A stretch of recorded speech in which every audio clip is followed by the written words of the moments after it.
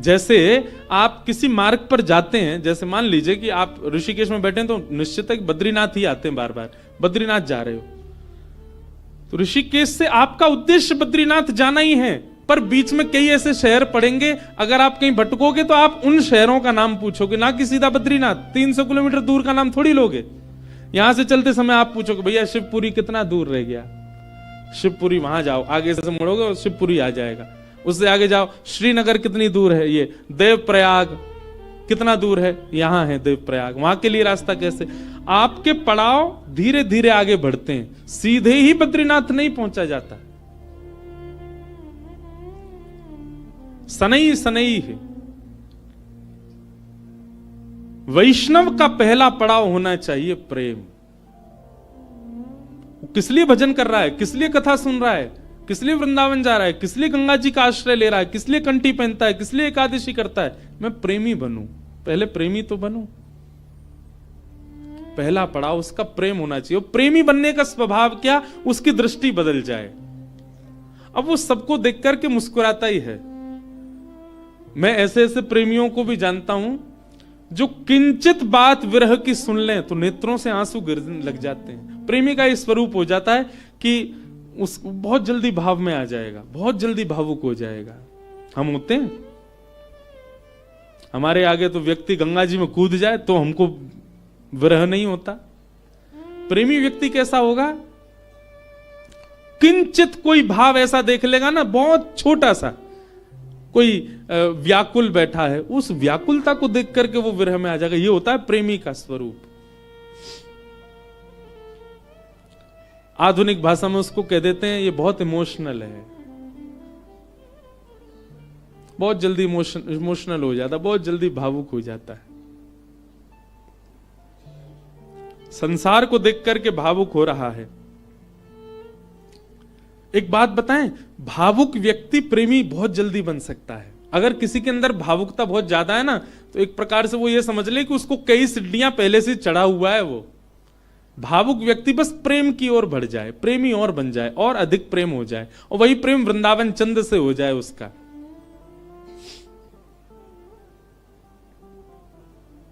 हम कई जगह कथा करने जाते हैं, तो कथा करके जब निकलने लगते हैं ना वापस, 7 दिन पूरे होने के बाद, बहुत लोग भावुक हो जाते हैं। जिनके यहां रुकने का प्रसंग होता है वो लोग भावुक। एक जगह तो बहुत ही भयानक स्थिति हुई, मैं ही घबरा गया। एक जगह कथा थी, अब जगह का नाम तो नहीं लूंगा मैं, तो वहां जो यजमान थे, मुख्य यजमान, वो इतने भावुक, इतने भावुक, पहले दिन से ही रोने लग गए। मैंने क्यों, क्या हो गया? बोले अब 6 दिन रह गए, आप 6 दिन रहोगे बस, लाल जी के केवल 6 दिन दर्शन होंगे। दूसरे दिन और रोने लग गए। मैंने कि भैया तुम ऐसे मत करो, अभी तो कथा तो पूरी करनी है हमको। चौथे दिन सबका नाच रहे थे, नंद घन आनंद भयो, जो वो कोने में खड़े होकर रो रहे। बोले क्यों, क्या हो गया? 3 ही दिन रह गए अब बस।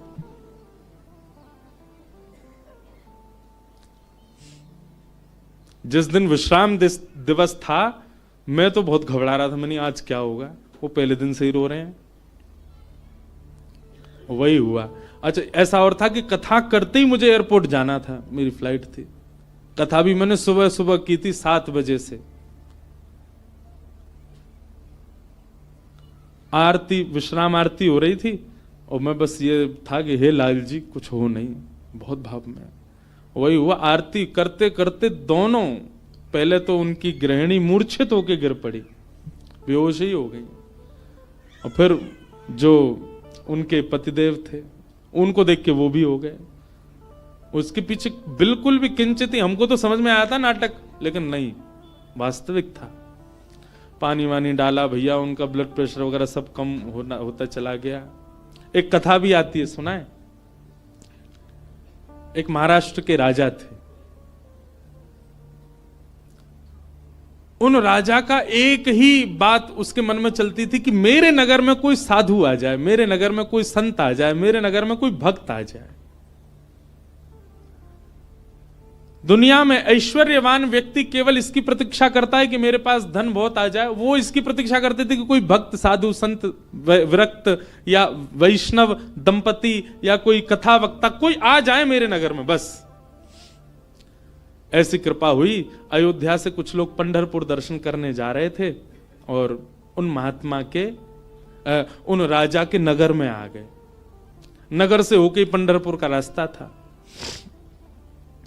तो पंढरपुर की ओर जा रहे थे। शाम काल का समय हो गया, राजा को पता चली संतों की टोली आ रही है। वो तो ऐसा और था राजा, वो दूर दूर तक उसने अपने सैनिक लगा रखे थे। बोले आसपास के रस्तों से अगर कोई संत निकल के जा रहे हैं उनसे भी कहो यहां होके जाएं, हमारे नगर में होके जाएं। ऐसी भगवत प्रीति, भक्त प्रीति भी सबके हृदय में नहीं होती।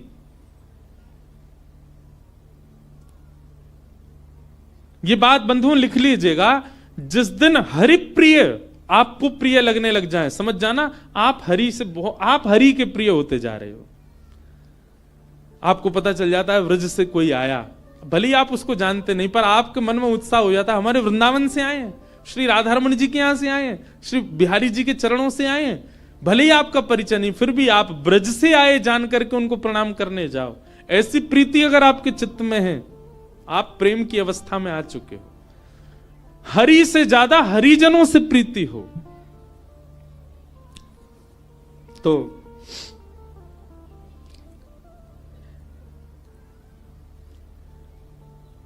अयोध्या से संतों की टोली आई। रात में राजा ने खूब सुंदर उनका स्वागत किया, सबके लिए बढ़िया शिविर बनवाए, बढ़िया सबके लिए भोजन की व्यवस्था करी। सब साधु महात्मा बड़े प्रसन्न हो गए, बोले वाह भैया राजा, तेने तो हमारा दिल जीत लिया, क्या सुंदर व्यवस्था की, सब संतों के सबके चरण धोए, सबको माला पहनाई, प्रसाद पवाया, सोने की उत्तम व्यवस्था। और राजा रात में सोने अपने महल में नहीं गया, वहीं बैठा शिविर के बाहर ही पूरे परिवार सहित, कि कोई संत कोई आज्ञा कर दें सेवा के लिए, हम उनकी सेवा करें। संतों ने दूसरे दिन उठ करके राजा से कहा, देखो हम तुम्हारी सेवा से इतने प्रसन्न हैं कि हम सबके मन में आया कि हम कम से कम 5 दिन तो यहां रुकें। राजा रोने लगा, बोले महाराज मेरे ऊपर बड़ी कृपा, आप रुकिए। 5 दिन पूर्ण हुए, सब संत बोले भैया हमको पंढरपुर जाना है, अब आप हमको आज्ञा दो। राजा बोला भगवान मैं अपनी एक बात निवेदित करूं। बोले क्या? 5 दिन बाद रामनवमी है, श्री राम जी का अद्भुत उत्सव है, आप लोग सब यहीं रुक जाएं, 5 दिन और रामनवमी करके चले जाएं। संत बोले भाई क्या बुराई है, इतनी अच्छी व्यवस्था राजा कर ही रहे हैं, वहीं बढ़िया कीर्तन भजन होने दो, सत्संग होने दो। 5 दिन रुक गए, सबने रामनवमी करी, अभिषेक किया राम जी का। रामनवमी पूर्ण करके सब अगले दिन संत महापुरुष बोले अब हमको आज्ञा दो, हम लोग सब चलें पंढरपुर। बोले महाराज नेक और रुक जा, हनुमान जयंती और आ रही है, हनुमान जन्मोत्सव, आप सब लोग रुके रहेंगे तो आप सबके सानिध्य में, हमको तो कुछ आता नहीं, हम हनुमान जी का जन्मोत्सव करेंगे। अब वो सेवा इतनी अच्छी कर रखी थी कि कुछ संत तो बेचारे उसके पक्ष में रहते थे, बोले रुक ही जाओ, बढ़िया व्यवस्था तो कर ही रखी है। रुक गए, हनुमान जन्मोत्सव तक सब लोग रुक गए, सब लोगों ने हनुमान जी का जन्मोत्सव मनाया। संत महापुरुष कहने लगे, बोले भैया अब हमको आज्ञा दे दो, अब हम लोग चलें। बोले महाराज उसके बाद में फिर कोई और उत्सव आ रहा था 15 दिन बाद, उसका नाम ले दिया। बोले वो किए बिना तो आप कैसे जाओगे, कहां आपको व्यवस्था ही नहीं मिलेगी, मेरे यहां हो जाएगा। 15 दिन और रुक गए, फिर जाने लग गए। बोले महाराज गंगा दशहरा आने वाला है, आप सब लोग कहां, गंगा जी तो मिलेंगे, मैं गंगा जल मंगवाऊंगा ना अपने सैनिकों को भेज करके, यहीं आप सब लोगों के लिए सूक्ष्म गंगा प्रकट करवा दूंगा। फिर रुक गए, गंगा दशहरा हो गए। सब करते करते करते महाराज जेठ का महीना निकल गया। कब आए थे? रामनवमी पे आए थे, तब से जेठ आ गई। जेठ के बाद अब फिर जन्माष्टमी राधाष्टमी के उत्सव आ गए, वो उत्सवों के बहाने दे दे करके संतों को रोक लें। महाराज अब तो चातुर्मास करना पड़ेगा आपको, चातुर्मास प्रारंभ, कहां जाओगे, यहीं कर लो। चातुर्मास करवा दिया। चातुर्मास के बाद कार्तिक का महीना आ गया, कार्तिक में तो मैं जाने नहीं दूंगा आप लोगों को। दिवाली होली ये तो यहीं करनी पड़ेगी, होली आ रही है, होली पे तो सब संग रहेंगे। करते करते फिर से रामनवमी आ गई। संत जनों ने चरण पकड़े, बोले राजन अब तो जान दो हम। संत तो राजा बोले एक काम करो, क्या बाल भोग करके चले जाओ, कुछ नहीं तो सुबह का बाल भोग तो ले लीजिए। बोले ठीक है। अब बाल भोग भाग पा करके तैयार हुए ही थे, बोले बाल भोग पा लिया सब। बोले देखे ना कढ़ाई चढ़ गई है, राजभोग बनना है, राजभोग तो पा जाओ। संत बोले जे नहीं हिलने देगा हमको। बोले देखो ये सब अनादर हो जाएगा, इतनी पूड़ी कचौड़ी सब्जी बन रही है, इनको तो पा जाओ। यहां राजभोग पाने लगे, एक संत ने घूम के देखा तो वहां रात के ब्यारू भोग भी बनने शुरू हो गए थे। बोले ये ब्यारू करके जाने देगा। अंत तो गत्वा उस राजा की स्थिति ऐसी हो गई, जब संत लोग हट में आ गए कि नहीं हम तो जाएंगे, राजा के यहां से उस क्षेत्र से जैसे ही बाहर निकले, तब तक तो राजा रो रहा था, संतों के जाते ही राजा अचेत हो गया, प्राण निकल गए उसके। मैं संतों के बगैर कैसे रहूं? हम इस स्थिति में हम तो कभी आ ही नहीं सकते। खैर सुन लीजिए, बस हमारे यहां तो 4 दिन रुक जाए तो कब जाएंगे ये बला। बैठ गए हमारे घर में आके सब तरीके के लोग होते हैं। अब तो लोग हमको बहुत प्रेम करने लग गए, जब हमको कोई जानता नहीं था तब हमने भी ऐसे घरों में रुके हैं। पर सत्य बात है बंधुओं, ठाकुर जी से प्रेम तो सबको हो जाता है, पर हरिजनों से जिसको प्रेम हो जाए, समझ जाओ कि उसको ठाकुर जी से वो अब प्रेम की अवस्था में आ चुका है। जिसको हरिजन प्रिय लगने लग जाए, हरि के जन प्रिय लगने लग जाए। आप लोग किया करो, कभी एयरपोर्ट, रेलवे स्टेशन, कभी अनजान स्थान पर कोई तिलक मात्र लगाया घूम रहा हो, उसको भी जय सिया राम, जय श्री कृष्ण। सामने वाला प्रत्युत्तर में अगर ये पूछ ले भैया कौन, कुछ नहीं आपके माथे पे हमने तिलक देखा, कंठ में हमने तुलसी जी देखी तो हमको लगा कि आप वैष्णव हो इसलिए हमने प्रणाम किया। ऐसा स्वभाव। तो प्रथम गंतव्य ठाकुर जी नहीं होने चाहिए, पहला गंतव्य प्रेम होना चाहिए। हमारे भजन का, हमारे साधन का, हमारी कथा का, हमारे नियमों का, सबका प्रथम पहले किसको प्राप्त करना है कि पहले हम प्रेमी बने। पहले ठाकुर जी नहीं, पहले ठाकुर जी के लायक बनो, और फिर जब लायक बन जाओगे, ठाकुर जी को कभी अपने केंद्र बिंदु में मत रखो। एक बात बहुत ध्यान से सुनो, किसी को पाने के लिए आप मत तड़पो, स्वयं को ऐसा बनाओ कि सामने वाला आपको पाने के लिए तड़पे, सामने वाला आपको पाना चाहे।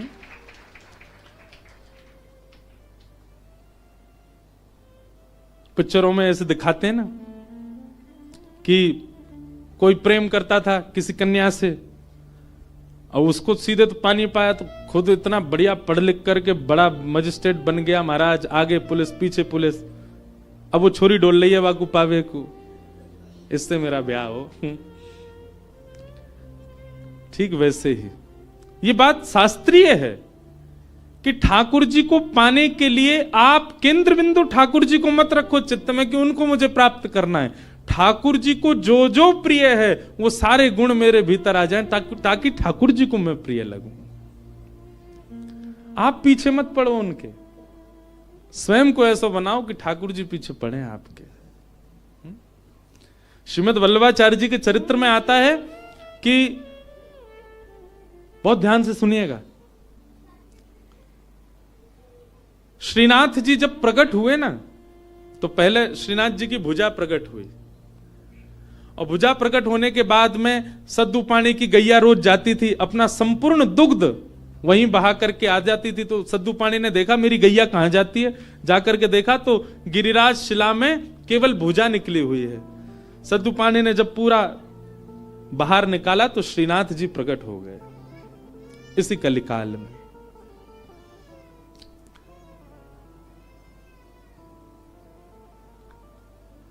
तो सद्दू पानी ने ठाकुर जी से प्रार्थना की कि ठाकुर जी आपके लिए क्या लाऊं मैं, आप क्या पाएंगे, क्या व्यंजन लेंगे, क्या भोग प्रसाद लेंगे, आप विश्वास मानेंगे। हमारे श्री जी बाबा श्रीनाथ जी उन्होंने कहा, बोले हे सद्दू पानी, जब तक मेरे श्रीमद् वल्लभाचार्य जी नहीं आएंगे तब तक मैं केवल दूध पीऊंगा। ठाकुर जी ने पयोव्रत किया, भक्त भगवान के लिए व्रत करता है, पर ठाकुर जी ने व्रत किया कि जब तक वल्लभाचार्य जी नहीं आएंगे मैं केवल दूध पीऊंगा। श्रीनाथ जी जो आजकल उदयपुर के पास नाथद्वार में विराज रहे हैं, जब ये गिरिराज जी में प्रकट हुए तब की लीला है। इस बार हमारे लाल जी का उत्सव नाथद्वारा में ही है, श्रीनाथ जी में 11 से 17 जनवरी। बाद में एक अजब कुमारी नाम की एक भक्ता हुई थी, उसके लिए ठाकुर जी उदयपुर चले गए, उदयपुर के पास नाथद्वारा में। प्रकट तो आप गिरिराज जी में ही हुए थे। तो ठाकुर जी कितने वर्षों तक केवल दूध पी करके रहे। एक दिन अपनी समस्त शिष्य मंडलियों के साथ श्रीमद् वल्लभाचार्य जी महाराज जब गोवर्धन पधारे, पूरे ब्रज में हल्ला हो गया, कोई बहुत बड़े आचार्य आए हैं। बोले नाम क्या? बोले वल्लभाचार्य। जब ये नाम सद्दू पाणे के कान में पड़ा, ब्रजवासी सद्दू पाणे दौड़े दौड़े गए और वल्लभाचार्य जी के चरणों में निवेदन करके रोने लगे। वल्लभाचार्य जी बोले रो क्यों रहे हो? बोले नाथ, भक्त को व्रत करते देखा है मैंने, पर इस जन्म में मैंने भगवान को व्रत करते हुए भी देखा है। हमारे इस गिरी कंदरा से साक्षात गोवर्धन नाथ जी का स्वरूप श्रीनाथ जी प्रकट हुए। मेरी गैया को दूध नित्य पियो करते, मैंने उनसे निवेदन किया कि आपको कहा भोग धराऊं। समोसे बोले मैं तो दूध ही पीऊंगा। मैंने कि कब तक दूध पियोगे? बोले जब तक वल्लभाचार्य जी नहीं आएंगे तब तक दूध ही पीऊंगा। भक्त ठाकुर की प्रतीक्षा करे ये तो सुनोगे हो, पर ठाकुर भक्त की प्रतीक्षा कर रहे हैं। हे नाथ, मेरी आपसे प्रार्थना, जल्दी मिलो ठाकुर जी से और जल्दी अन्न पवाओ ठाकुर जी को। श्रीमद् वल्लभाचार्य, आप सबने चित्र देखा होगा निश्चित ही, अगर कोई श्रीनाथ जी से या हमारे गोवर्धन नाथ जी से परिचित है, वल्लभाचार्य जी के भाव में है। सद्दू पाणी ने आवाज लगाई, लालन, हे श्री जी बाबा देखो श्रीमद् वल्लभाचार्य पधारे हैं। और ऊपर से नन्हे से गोपाल जी, 4 वर्ष की अवस्था के गोपाल जी, 2-4 दतुइयां निकली हैं बस, गोल मटोल लाला, घुंघराले केश हैं, वही श्रीनाथ जी।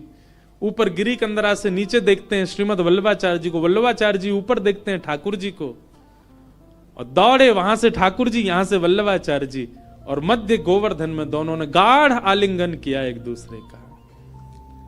ये चित्र देखा होगा आपने वल्लभाचार्य जी, और नहीं देखा हो तो गूगल पर देखना, वल्लभाचार्य जी श्रीनाथ जी मिलन पिक्चर, ऐसे ठाकुर जी ने आलिंगन कर रखा वल्लभाचार्य जी को, नेत्रों से आंसू गिर रहे हैं। वल्लभाचार्य जी बोले ठाकुर जी आप क्यों इतने श्रम में रहे, कुछ पाया नहीं? तो वल्लभाचार्य जी महाराज ने अन्नकूट बनवाया ठाकुर जी के लिए, 56 भोग तैयार करवाए, और श्री जतिपुरा में, गोवर्धन के जतिपुरा में, वहां श्रीमद् वल्लभाचार्य जी ने श्रीनाथ जी का अन्नकूट किया, 56 भोग पवाए, ठाकुर जी का अन्नप्राशन हुआ। मतलब इतने वर्ष बाद ठाकुर जी ने अपना पयोव्रत, दूध का जो व्रत था वो छोड़ के अन्न ग्रहण किया। किसके लिए? अपने एक भक्त के लिए। तो भैया केंद्र बिंदु में ठाकुर जी नहीं, केंद्र बिंदु में प्रेम लाओ। आपके केंद्र बिंदु में प्रेम आ गया और प्रेम आपके चित्त में आ गया तो आप ठाकुर जी के केंद्र बिंदु में रहोगे, ना कि ठाकुर जी आपके केंद्र बिंदु में। स्वयं को निर्माण ऐसो करो, कथा सुन के, संत संग करके, सत्संग करके, वैष्णव संग करके, भजन करके, कीर्तन करके, कि ठाकुर जी आपकी प्राप्ति के लिए विचरण कर रहे हैं, कि जे मोह को मिले कैसे भी।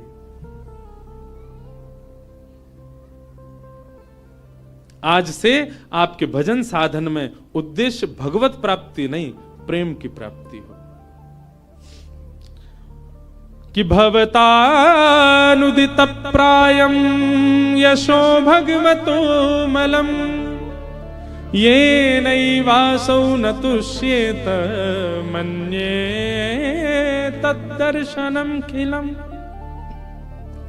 नारद जी महाराज वेद व्यास जी से कहते हैं, व्यास जी आपने भागवत जी की रचना की, उसमें ज्ञान, उसमें वैराग्य, उसमें सब कुछ आपने प्रस्तुत किया, पर आपने प्रेम को नहीं प्रस्तुत किया, इसलिए आपका हृदय अशांत है।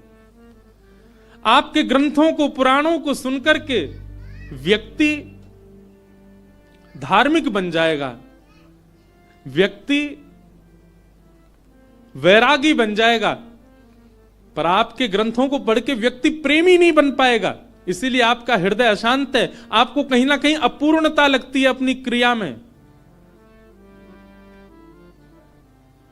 इसलिए मेरी प्रार्थना कि अब आप ठाकुर जी के प्रेम स्वभाव का वर्णन करो, जिससे पढ़ने वाला व्यक्ति प्रेमी बन सके।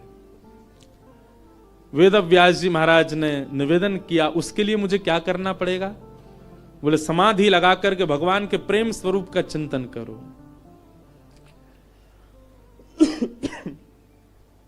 श्री वेद व्यास जी महाराज ने समाधि लगाई और समाधि की भाषा में ही अपने अंतिम कृति का निर्माण किया। वेद व्यास जी ने इसी ब्रह्म नदी में, इसी हिमालय की पर्वतों पर वेद व्यास जी ने ऐसी रचना की जिसको सुनकर पढ़कर के मानव प्रेम का अधिकारी बन जाता है, ठाकुर जी का अधिकारी बन जाता है। और उस संहिता का नाम है श्रीमद् भागवत महापुराण। बोलो भागवत महापुराण की जय। ये प्रेम संहिता है। भागवत जी श्रवण के बाद, भागवत जी अध्ययन के बाद, भागवत जी के अवलोकन के बाद प्रेम प्रस्तुत होता है चित्त में।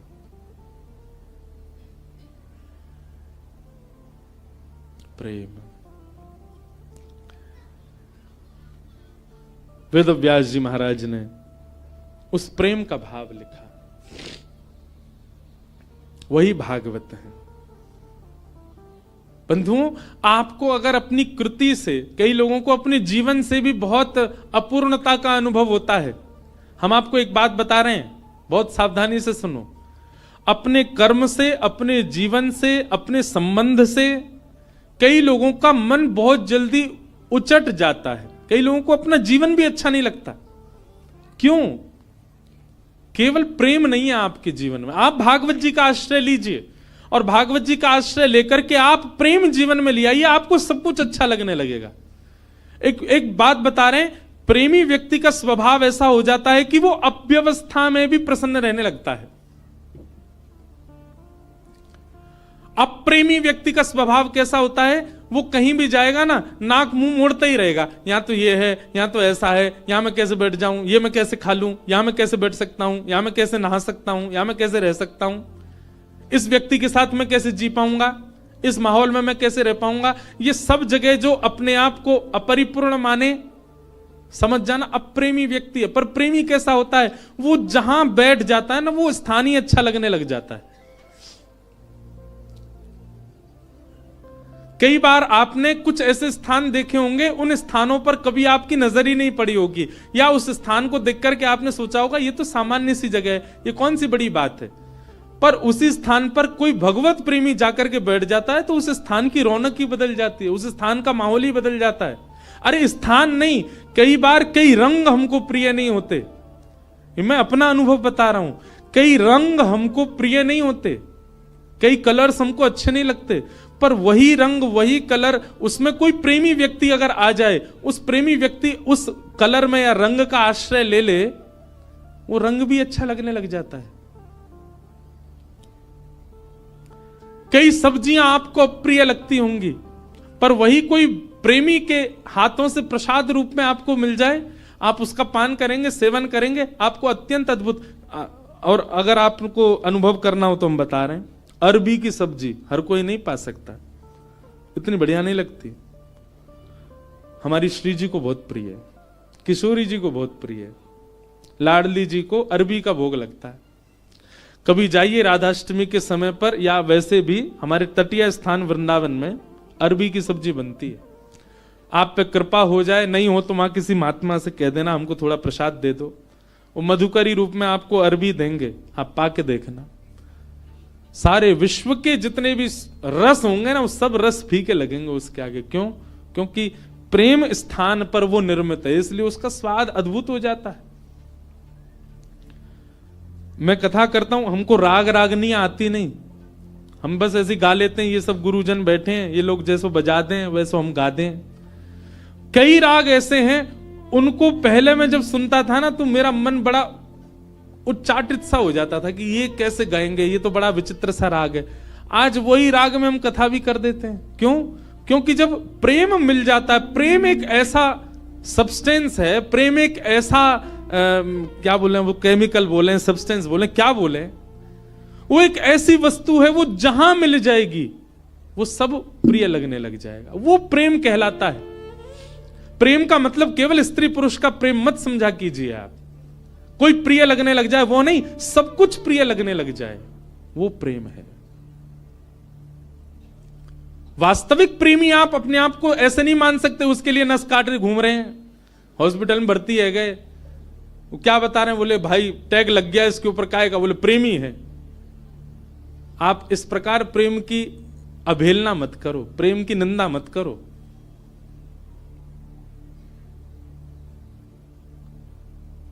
गंगा जी पे सब जगह चले जाओ, पहाड़ों में, नदियों में, सब जगह एक पॉइंट होता है, क्या इसको सुसाइड पॉइंट बोलते, क्यों? यहां से व्यक्ति अपने प्रेमी के लिए त्याग कर देता है, आत्महत्या कर लेता है।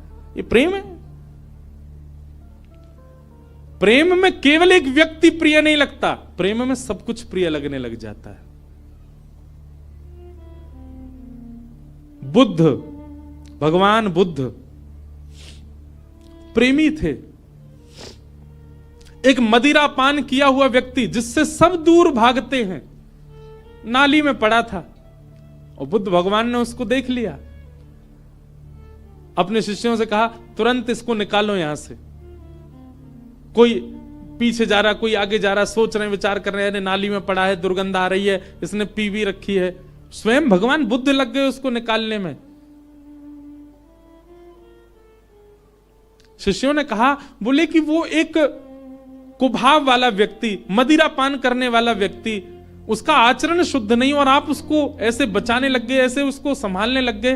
तो बुद्ध भगवान बहुत अच्छी बात कहते हैं, तुम साधक क्यों बने हो, तुम भक्ति के पथ पर क्यों चल रहे हो? क्या तुम केवल शुद्ध लोगों से ही मिलोगे, सुधरे हुए लोगों से ही मिलोगे?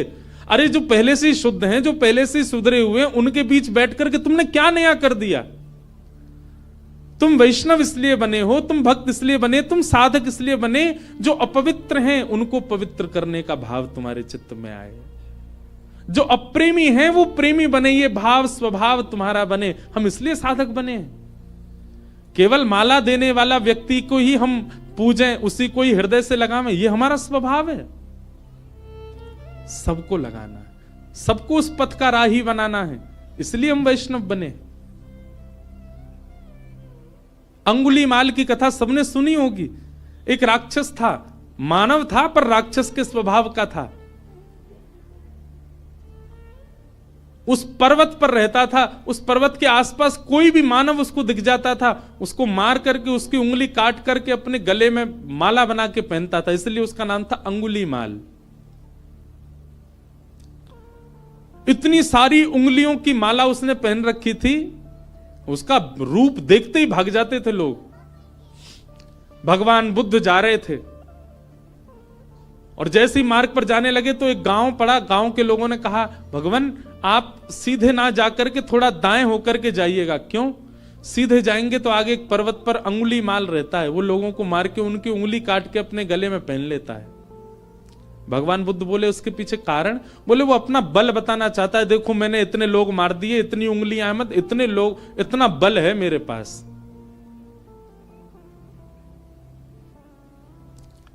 भगवान बुद्ध कहते हैं भय का बल नहीं होता, प्रेम का बल होता है।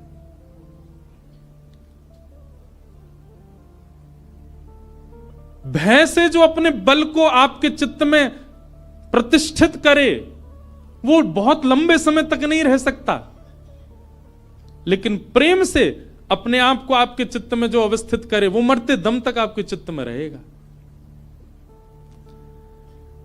मानस जी में एक बहुत अच्छी लीला आती है कि राम जी वन में विचरण करते थे और जब भूख लगती थी ना तो किसी के यहां से, किसी के घर से या किसी नगर से लक्ष्मण जी सामग्री ले आते थे, जानकी जी बनाती, राम जी पाते थे। लेकिन ऐसा वर्णन आता है कि कई बार लक्ष्मण जी को सामग्री नहीं मिली और वनवासी थे तो उनके पास धन भी नहीं था, भाई दे के ले लें।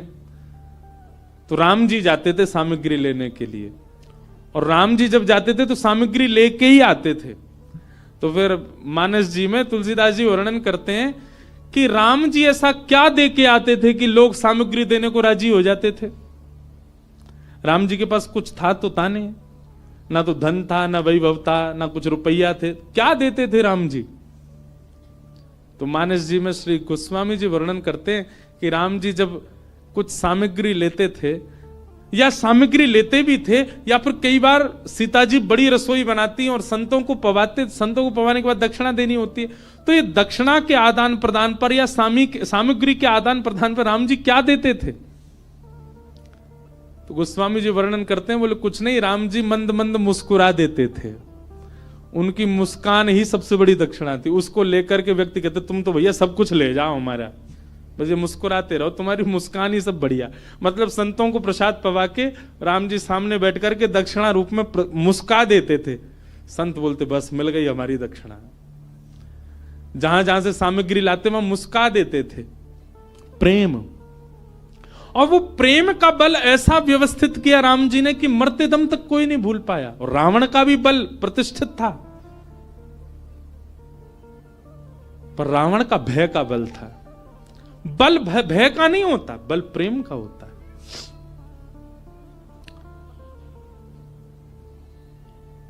बुद्ध भगवान चले गए उसी मार्ग पर जहां अंगुलीमाल था। जैसे ही पहुंचे पर्वत के ऊपर, अंगुलीमाल ने दूर से ही कहा, मैं साधु सन्यासियों का बहुत सम्मान करता हूं, पहले तुमको सचेत कर रहा हूं, मार्ग बदल दो अपना, मेरे पास आ गए तो तुम्हारा सर धड़ से अलग कर दूंगा। मैं चेतावनी दे रहा हूं, मेरे पास मत आना। पर बुद्ध रुके नहीं, सीधे चले गए। तुम जानते नहीं हो मुझे, क्यों चले आए हो मेरे पास? और क्रोध में भर के थोड़ा और चेतावनी देने के लिए अंगुलीमाल एक वृक्ष के नीचे खड़ा था, उस वृक्ष की डाल पकड़ करके जोर से खींच ली, डाल टूट गई। बुद्ध भगवान मंद मुस्काते सामने खड़े हो गए। अंगुलीमाल तुम देख नहीं रहे हो? अंगुलीमाल बोला, तुम देख नहीं रहे हो मैं कितना बलवान हूं? और तुम चले आ रहे हो, मैं तुमको मना कर रहा हूं, फिर भी रुक नहीं रहे हो। डाल हाथ में पकड़ करके खड़ा था। बुद्ध भगवान बिल्कुल सौम्य भाव से उसके समीप गए और कहा, ये डाल तुमने तोड़ी? बोले हां। अब इसको जोड़ दो, जहां से तोड़ी है इसको वहां लगा दो पुनः। अंगुलीमाल बोला, कैसी बात कर रहे हो, ये तो संभव ही नहीं है, मैं इसको नहीं लगा सकता दोबारा। बोले क्यों? जब तोड़ने की सामर्थ्य है तो जोड़ने की भी होगी। इसको जोड़ दो, यथावत जैसी थी वैसी जोड़ के दिखा दो। अंगुलीमाल बोला, यह संभव नहीं है। बुद्ध भगवान कहते हैं, जिसको तुम जोड़ नहीं सकते उसको तोड़ने का अधिकार तुमको किसने दिया? इतनी उंगलियां गले में पहन करके घूमते हो, तुमने इतने लोगों को मार दिया, अकेले इस पर्वत पर रहते हो, पूरी दुनिया तुमसे भय खाती है।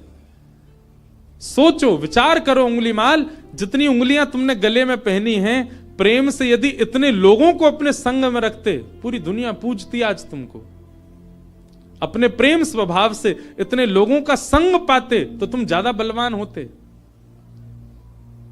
लेकिन तुमने उनको मार दिया, उनकी उंगलियां डोल रहे हो लेके गले में। अगर इतने लोग तुमने जोड़े होते खुद से तो तुम श्रेष्ठ माने जाते। और इतना कहकर के बुद्ध चले गए। अपनी कुटिया पर जाकर के रुके, पीछे देखा ही नहीं। कुटिया पर जाकर के जब पीछे देखा, अंगुलीमाल चरणों में गिर गया। बुद्धम शरणम गच्छामि, मुझे क्षमा कर दो भगवान, और सदा के लिए उनके हो गए। यह है प्रेम। प्रेमी जब व्यक्ति होता है वो सबको प्रेमी बनाता चलता। जैसे किसी के अंदर कोई इत्र लगाए घूमे, जहां से निकल जाए सब जगह सुगंधित होती चली जाती है, वैसे ही भक्ति साधना से व्यक्ति जब प्रेमी बन जाता है, वो जहां जाता है, जिस स्थान पर जाता है, जितने लोगों से मिलता है, उनको भी प्रेमी बना देता है, उनको भी प्रिय बना देता है, उनको भी भक्त बना देता है, उनको भी साधक बना देता है। प्रेम। और श्रीमद् भागवत प्रेम प्रस्थापित करती हैं श्रोताओं के चित्त में। भागवत जी की रचना हुई और रचना करने के बाद वेद व्यास जी महाराज ने विचार किया, अब इस भागवत को हम घर घर तक, जन जन तक कैसे पहुंचाएं।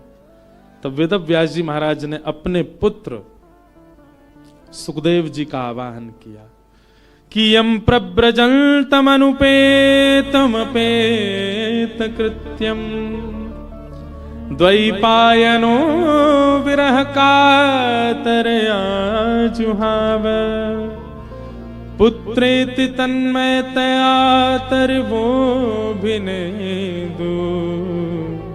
तम सर्वभूत हृदयं मुनिमानतोऽस्मि। श्री सुखदेव जी महाराज आए। वेद व्यास जी के पुत्र हैं सुखदेव, लेकिन जन्म लेते ही आप ब्रह्म के ध्यान में चले गए थे। लेकिन श्री व्यास जी ने भागवत के श्लोक जब इनको सुनाए तो ब्रह्म ध्यान छोड़कर के भागवत जी की सन्निधि में आ गए और कहा, मैं तो निर्गुण निराकार ब्रह्म की उपासना कर रहा था, पर मुझे अब सगुण साकार में मन लग गया है, मुझे इन्हीं की आराधना करनी है। व्यास जी ने भागवत जी का अध्ययन सुखदेव जी को कराया और श्री शुकाचार्य जी ने वही भागवत की कथा राजा परीक्षित को सुनाई। पूछा गया, राजा परीक्षित कौन है? राजा परीक्षित के विषय में हमको थोड़ा बताओ। इनको 7 दिन में मरने का श्राप क्यों लगा, इनके बारे में थोड़ी हमें जानकारी दो। तब राजा परीक्षित के विषय को बताने के लिए यहां से महाभारत का थोड़ा प्रारंभ किया। यदा मृधे कौरव संजयानाम वीरेस्वथो वीर गतिम गतेषु व्रकोदरा विग्ध गदा विमर्श भृगनोरुदंडे धृतराष्ट्र पुत्रे। श्री परीक्षित जी महाराज का चरित्र और उनको 7 दिन में श्राप क्यों लगा, ये सब विषय सुनाए गए। अब इस विषय में अगर प्रवेश करें तो पूरा महाभारत का प्रसंग कहना पड़े, इसलिए कल बंधुओं ठाकुर जी का जन्मोत्सव है कथा में, क्योंकि कल चतुर्थ दिवस है। कल गंगा के तट पे आनंद उत्सव होगा, खूब आनंद से हम लोग नाचेंगे गाएंगे, जन्मोत्सव मनाएंगे श्री ठाकुर जी का। यमुना तट पे तो मनते ही रहते हैं ठाकुर जी के उत्सव, कल गंगा के तट पे होगा। आप सब लोग समय से पधारिएगा। आज श्री गिरधर लाल जी के दर्शन का समय तो है, पर हम आप सबकी संख्या देख के डर रहे हैं, क्योंकि जहां हम रुके वो स्थान तो बहुत छोटा है। तो जो लोग यहां रुके ही रहे हैं अभी 6-7 दिन, वो लोग तो कल भी आ सकते हैं, परसों भी आ सकते हैं। रोज मिलेंगे ठाकुर जी 1:30 से 2:30 बजे तक गंगा दर्शन राम झूला के पास, इधर स्वर्ग आश्रम में। और जो लोग दूर दूर से आए बस वो ही आ जाना दर्शन करने। बाकी के जो लोग यहीं डटे हुए हैं उनके लिए तो लाल जी यहीं हैं। उनके लिए हम एक शाम का भी समय कल बता देंगे, तो वो लोग शाम को भी आ सकते हैं। इतनी संख्या में लोग आ जाएंगे तो फिर वो लाल जी हमारे डर नहीं जाएं, गंगा जी में गिरगिरा जाओगे, क्योंकि बगल में ही गंगा जी हैं। तो आप सब लोग बड़े भाव से पधारो। कल ठाकुर जी का जन्मोत्सव हम लोग कथा में मनाएंगे। पीले पीले वस्त्र पहन करके आना, आभूषण ज्यादा पहन के मत आना, अपना ध्यान रखना, क्योंकि चोराग्रगण्य श्री कृष्ण की कथा है तो निश्चित है उनके 2-4 दूत तो कथा में आते ही होंगे जो आपके आभूषण हरण ना कर ले जाएं, इसलिए बहुत ध्यान रखना। श्यामा हृदय कमल सो प्रगट्यो, श्यामा हृदय कमल सो प्रगट्यो, श्यामा हृदय कमल सो प्रगट्यो, श्यामा हृदय कमल सो प्रगट्यो, और श्याम हृदय तू भाई वृंदावन प्यारो वृंदावन, प्यारो वृंदावन, हे श्री वृंदावन मेरो वृंदावन। आज ये पद पूरा गाएंगे, जिनको याद हो संग गाइए। और सुनो भैया, जो लोग भी लाल जी के दर्शन करवे जामे, उनसे हमारी प्रार्थना, तुमको अपनी खुद की सौगंध है, हमारे लाल जी से कुछ संसार मत मांगियो, लाल जी से केवल एक ही बात मांगियो, हे लाल जी आप सदा प्रसन्न रहो, आप सदा आनंद में रहो, हम अपने कर्म भोग लेंगे, आप हमको कुछ मत दो। कुछ मांगना नहीं ठाकुर जी से, ठाकुर जी से केवल उनकी प्रसन्नता मांगिएगा। हे सब सुख सागर रूप उजागर रहे वृंदावन धाम।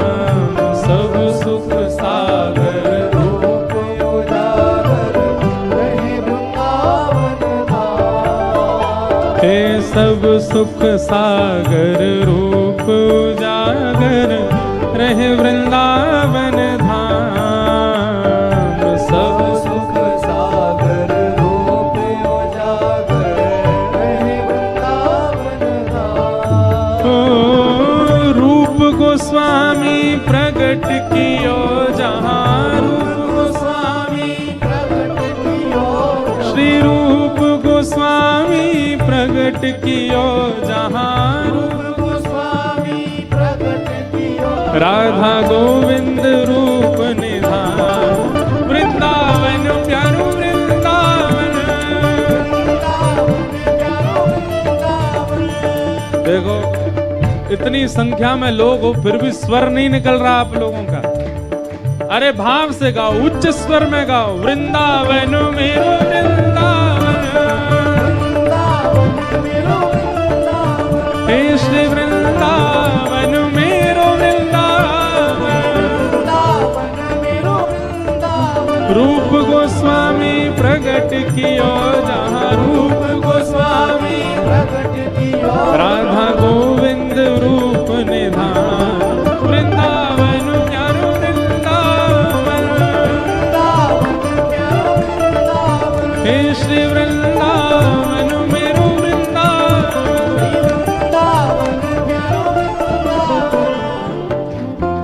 विहरत निस दिन कुंज गलन में ब्रज जन मन सुख धाम।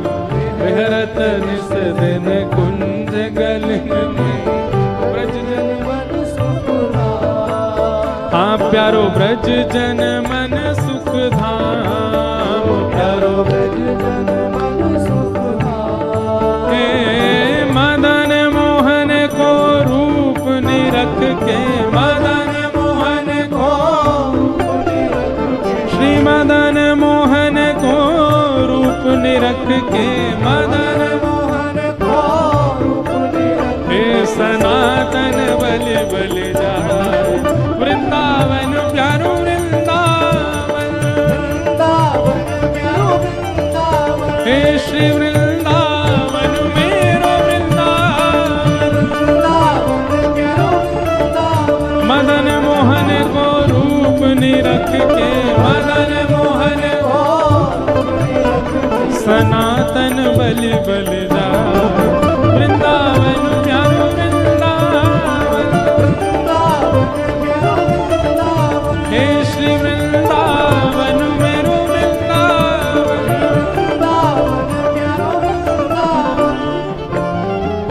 गोपी ग्वाल सब ही और धारे प्यारो गोपी नाम। गोपी ग्वाल सब ही और धारे प्यारो गोपी नाम। हाँ प्यारो प्यारो गोपी नाथ प्यारो हे मधु पंडित जिन कंठ लगायो। मधु पंडित जिन कंठ लगायो। श्री मधु पंडित जिन कंठ लगायो। मधु पंडित जिन कंठ लगायो। ओ जहाँ है रही जय जयकार। वृंदावन मेरो वृंदावन, हे श्री वृंदावन प्यारो वृंदावन। मधु पंडित जिन कंठ लगायो। मधु पंडित और है रही जय जयकार। वृंदावन प्यारो वृंदावन, हे श्री वृंदावन प्यारो वृंदावन। श्री गोपाल भट्ट झुके हृदय वेदना प्रगट्यो शालिग्राम। गोपाल भट्ट झुकी हृदय वेदना शालिग्राम श्री गोपाल भट्ट जो के हृदय वेदना प्रगटो शालिग्राम गोपाल भट्ट झुके हृदय वेदना प्रगटो शालिग्राम हे रूप सुधा को खान हमारो रूप सुधा को खान हमारा रूप सुधा को खान हमारो सुधा को खान हमारा श्री वृंदावन में सबते प्यारो वृंदावन में सबके प्यारे हे श्री राधा रमण जुलाल वृंदावन मेरो वृंदावन वृंदावन प्यारो वृंदावन हे श्री वृंदावन मेरो वृंदावन वृंदावन मेरो वृंदावन रूप सुधा को खान हमारो सुधा को खान हमारा श्री वृंदावन में सब तेना वृंदावन में सबके न्यारो श्री राधा रमण जुलाल वृंदावन प्यारो वृंदावन वृंदावन प्यारो वृंदावन हे श्री वृंदावन मेरो वृंदावन वृंदावन मेरो वृंदावन जज राधा रमण मेरो राधा रमण राधा रमण मेरो राधा रमण ओ मेरो राधा रमण प्यारो राधा रमण राधा रमण प्यारो राधा रमण ओ मेरो राधा रमण प्यारो राधा रमण राधा रमण प्यारो राधा रमण ओ मेरो राधा रमण प्यारो राधा मेरो राधा रमण प्यारो राधा रमण आतुर हित हरि वंश पुकारो श्री राधा राधा नाम आतुर हित हरि वंश पुकारो राधा राधा अभी यहाँ कथा 12 को विश्राम करके श्री वृंदावन के मदन टेर में 14 तारीख को सुबह 9 बजे से श्री हितरवंश महाप्रभु का चरित्र हम एक दिन सुनाएंगे। जो लोग भी वृंदावन पहुंच रहे हो 14 तारीख को मदन टेर आना, जहां श्री राधा वल्लभ जी पहली बार विराजे वृंदावन आकर के। मदन टेर यमुना तट आयो मदन टेर यमुना तट आयो सघन कुंज वृंदावन आयो सागर कुंज वृंदावन हे आयो हे मदन टेर यमुना तट आयो मदन तेर यमुना तट आयो सघन कुंज वृंदावन आयो सागर कुंज भुजा उठा के वृंदावन आयो ओ प्यारो राधा वल्लभ लाल वृंदावन मेरो वृंदावन वृंदावन मेरो वृंदावन हे श्री वृंदावन मेरो वृंदावन वृंदावन मेरो वृंदावन सघन कुंज यमुना तट आयो सघन कुंज यमुना तट आयो मदन टेर वृंदावन आयो मदन टेर वृंदावन ओ प्यारो राधा वल्लभ लाल वृंदावन मेरो वृंदावन वृंदावन मेरो वृंदावन हे श्री वृंदावन प्यारो वृंदावन वृंदावन प्यारो वृंदावन जुगल किशोर को लाड़ लड़ायो नवल कुंज ही अमान जुगल किशोर को लाड़ लड़ायो अवल कुंज ही मां हे कुंजन कुंजन की रज धारे कुंजन कुंजन की रजधारी कुंजन कुंजन की रज धारे कुंजन की रजधारी ओ हरि व्यास युगल यशोदा वृंदावन मेरो वृंदावन वृंदावन मेरो वृंदावन हे श्री वृंदावन प्यारो वृंदावन वृंदावन प्यारो देखो वृंदावन वैसे तो अधिकतर सबको पता है कि हम लोग क्या गा रहे हैं। वृंदावन के 7 निधियों को प्रणाम कर रहे हैं, वैसे सबको पता है। जिनको नहीं पता हम उनको बता रहे हैं। हमारे वृंदावन के प्रथम ठाकुर कौन है? बोलो, श्री गोविंद देव। वृंदावन के दूसरे ठाकुर श्री मदन मोहन, तीसरे ठाकुर श्री गोपीनाथ, चौथे ठाकुर श्री राधा रमण, पांचवें ठाकुर श्री राधा वल्लभ और छठवें ठाकुर जिनको अभी हम गा रहे हैं श्री जुगल किशोर और 7वें ठाकुर श्री कुंज बिहारी लाल। तो इन 7 को हम प्रणाम कर, जिनको नहीं पता हम उनको बता रहे हैं। अभी जुगल किशोर जी को प्रणाम कर रहे हैं। कुंज निकुंजन की रजधारे, कुंज निकुंजन की रजधारे, हरि व्यास युगल यश गाए। वृंदावन मेरो वृंदावन, हे श्री वृंदावन प्यारो वृंदावन। हमारे ब्रज वृंदावन के 7वें ठाकुर जिनके जन्मोत्सव पर इस कथा का प्रारंभ हुआ। बोलो वृंदावन बिहारी लाल। भुवन चतुर्दश की सुंदरता, निधिवन करत बिहार। भुवन चतुर्दश की सुंदरता, निधिवन करत बिहार। हे भुवन चतुर्दश की सुंदरता, निधिवन करत बिहार।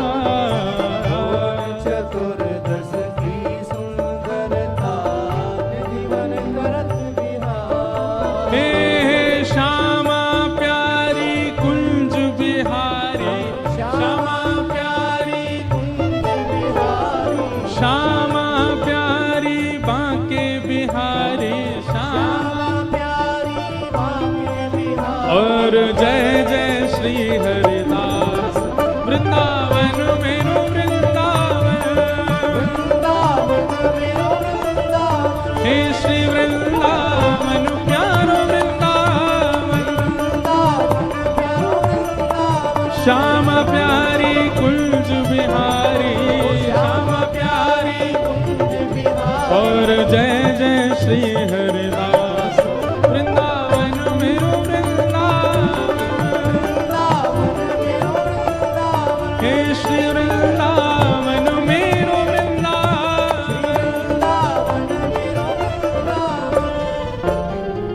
जिनकी कृपा से यह रस प्रकट वृंदावन अभिराम। जिनकी कृपा से यह रस प्रकट वृंदावन अभिराम। हे जिनकी कृपा से यह रस प्रकट वृंदावन अभिराम। जिनकी कृपा से यह रस प्रकट वृंदावन अभिराम। हे सप्तनिधिन को ही उजियारो, सप्तनिधिन को ही उजियारो, यह आनंद करवावे वारो, यह आनंद करवावे वारो। इंद्र ईश इंद्रेश दुलारो, इंद्र ईश इंद्रेश दुलारो, हम सबको मिलवावे वारो, हम सबको भुजा उठा के हमारो गिरधर लाल।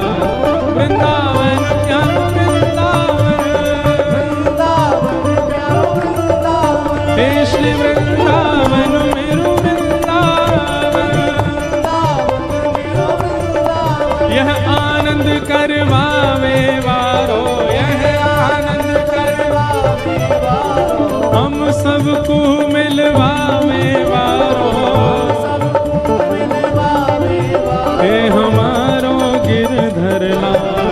वृंदावन प्यारो वृंदावन, वृंदावन प्यारो वृंदावन, हे श्री वृंदावन मेरो वृंदावन, वृंदावन मेरो वृंदावन। भुजा उठाओ दोनों और लगाओ ताकत पूरी। जो सबसे ऊंचा जाएगा वही को मिलेगी माला मंच से।